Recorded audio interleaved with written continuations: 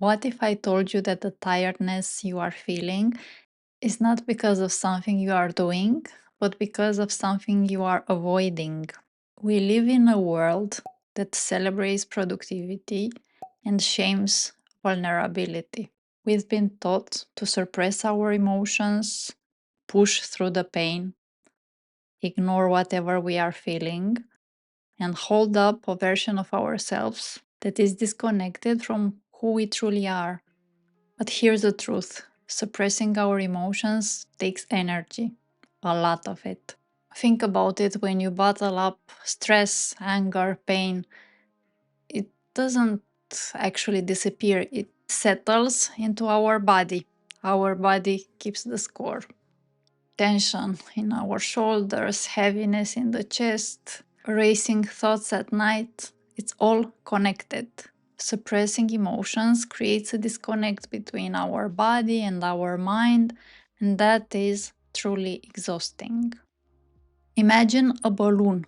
The more you fill it up, the more pressure it holds, and eventually it will burst. That's the reality. And holding on to all our emotions is like carrying that balloon with us wherever we go. And that's why it happens, especially in relationships. You have a magical, perfect connection, and then something happened, and your partner is completely transformed. And what happened is that pain that they have been carrying, something triggered that wound, and it bubbles up and it completely takes over the mind. And it is such a pity that most times we lash out on people that we love the most, and we lash out on ourselves. Our inner critic is a byproduct of these suppressed emotions, undigested emotions. But there is another way, an easy way actually. Suppressing is like constantly holding on to that balloon and preventing it from bursting, and that takes a lot of energy. On the surface, you might say, "Oh, but I don't feel any emotions, I'm fine." That numbing process takes more energy than actually going through the emotion itself, because it doesn't last more than 90 seconds. And I'm gonna tell you in a bit exactly how you can do that.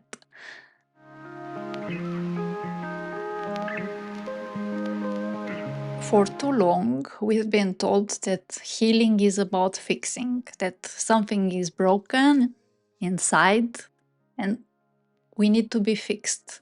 What if I told you that healing, I don't even like this word healing, because there is no healing to be done. We are already as we are meant to be.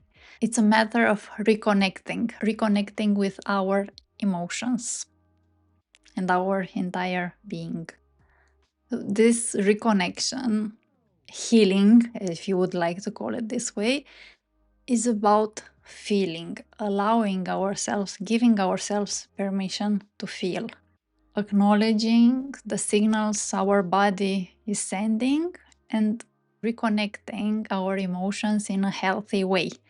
Because no matter what you say that you don't have feelings, again, you do have. We are made this way. We all have the same organs, the same brain, and our body is meant to feel. We are on this planet to feel. It's not as scary as it seems.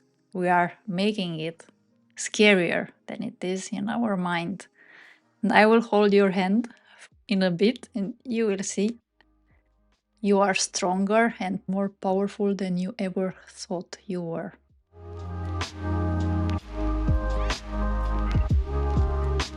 If you still have doubts on why we should release emotions, why should we feel them, just put them in that balloon and ignore them. I don't want to see, I don't want to feel pain, I don't want to feel sadness. No, I will give you 3 more reasons why you should allow yourself to feel. When we hold on to emotions, we actually have them as an anchor to our past, to events that weren't the happiest. And they serve as a trigger when someone will say a little thing like, that work I did is not good enough. It will trigger my wound, my worthiness wound, and then I will make it a bigger case than it is in my head. And when we do that, we are not actually living fully in the present. We keep living in the past. Another reason why it's important to let go of emotions is that it improves our well-being. It has been scientifically proven that undigested emotions lead to stress, heart disease, insomnia, digestive issues, chronic pain. So why choose to hold on to something that is not serving you? Letting go reduces the psychological burden of this emotional pain and promotes better health. Letting go of emotions also builds stronger relationship. If you let go of what no longer serves you, then you allow yourself to be yourself, be honest, authentic, and everyone around you can notice if you are holding something back, even if it's an emotion connected to someone else or a memory from your past. The other person will feel you are not completely genuine, and then their mental stories will probably draw another conclusion, not that it's about you. So if you let go of emotions, you will be able to build stronger, long-lasting relationships. And most importantly, when you get rid of what you have been holding on, the emotions that do not serve you, then you will experience mental clarity. You will free up cognitive resources that have been occupied with suppressing your emotions, and then you can focus on creating the life you have been craving. It will also unleash your potential. When we are being held back by emotions, we play small, we have self-doubt, we hesitate. Letting go removes all these barriers, and you will be able to see your full potential and act as you truly intend to, not as the pain, not as the anger you have been feeling is misleading you to act on. When you do that, you will also be able to act from a place of peace and resilience. And if you want to achieve something, you will have more inspiration and you will find success on the long run. Letting go isn't about ignoring your emotions, it's about letting them in and letting them through. It's about processing and releasing what no longer serves you. So whether you're striving for peace or progress, growth, this next practice that I will share with you is a game changer for any human being.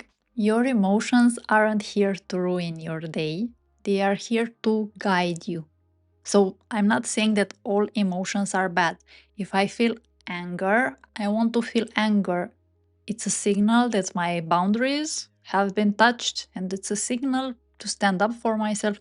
So I want to feel them, but I don't want to feel them for a week. Imagine what kind of actions I would take from a place of anger. So let's say I'm angry with my boyfriend, and if I stay angry for a week, I can ruin the entire relationship. No, I want to feel it and then release it and take action from a place of peace, intention, and calm. The next technique that I'm about to share with you is inspired from the book Letting Go by David Hawkins. It's an amazing book, I highly recommend it.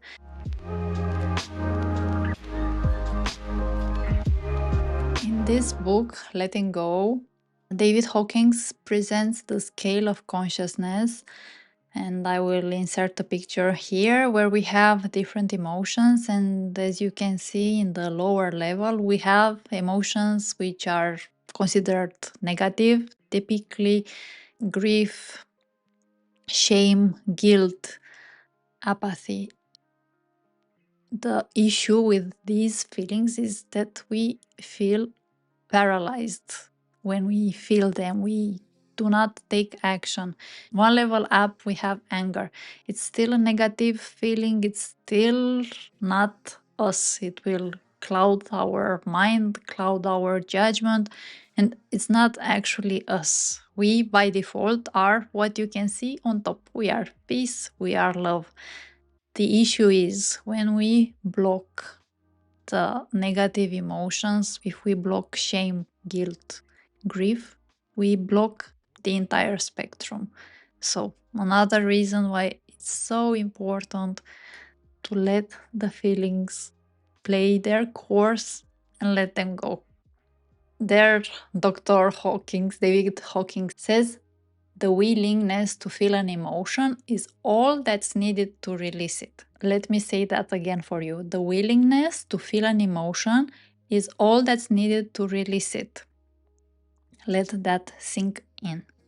And I have been talking about this modality in a slightly different way. I simplified it so it's super easy to remember and it will change your life if you apply it.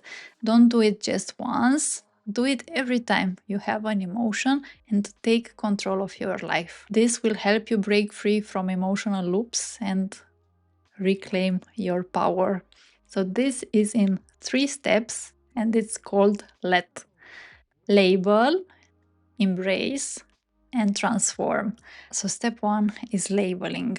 I had an argument with a colleague and I am not feeling great. I have all these mental stories and feelings bubbling up for me. So, step 1, take a pause and label the feeling. I feel guilty. Write it down or say it to yourself. This will create a separation between yourself and the feeling. You are not your feelings. You are experiencing, you are the one aware of your feelings.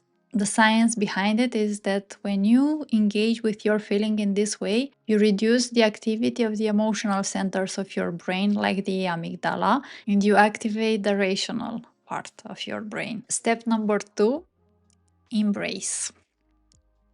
Instead of running away, drinking a glass of wine, resisting watching Netflix, the only way is through. So set the timer on your phone for 90 seconds. It won't take more than that. And dive in right into that feeling. Look at it with curiosity and try to identify it. I'm feeling this heavy pressure in my chest. It's the size of an apple and it's red. And really feel it and without any judgment. You can close your eyes, take a deep breath, and notice exactly how it manifests in your body. Is it tightness in your chest?